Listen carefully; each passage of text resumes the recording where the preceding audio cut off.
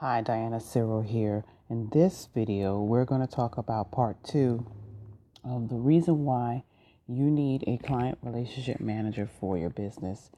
Yesterday, we went over some of the basics of the client relationship manager that I use in my business, such as being able to manage data that you receive from people, whether it be business cards, you receive info over the phone, via email.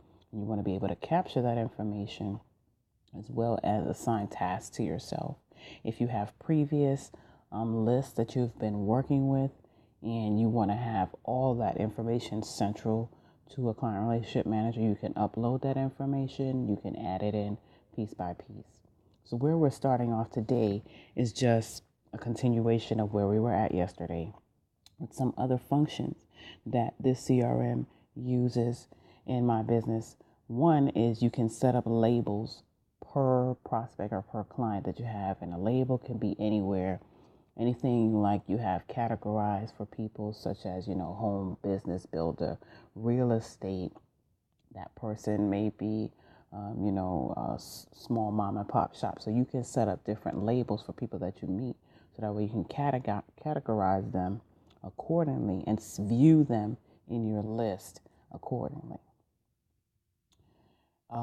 This is the highlight of actually using this CRM, is that you can assign tasks to yourself, whether it be that you need to call them by phone, you need to email them, you need to have a meeting with them face to face, put a date to it and a time. And so what it does is, if you're a person that you're going to come in here certain times of the day, you have a reminder on your main page of the tasks that you may have for particular contacts in here.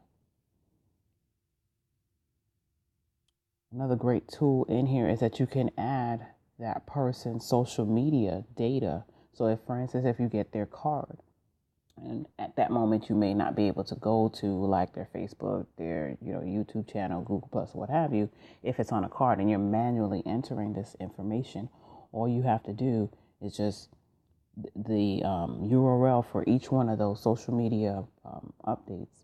Social media URL addresses are there, and all you need to do is add their handle for that. So that's a great way to be able to get to them quickly, see what they're doing, and then speak to where they're at in their specific social media area.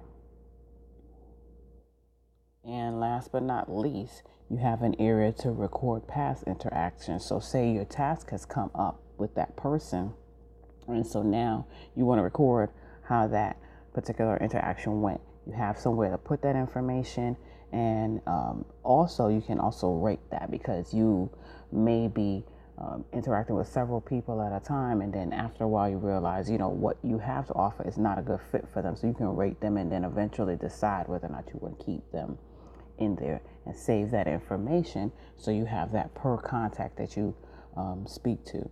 And that's it. So we went over how and why you need the client relationship manager, and now dug in deeper as to its functionality, some of the functionalities that it has.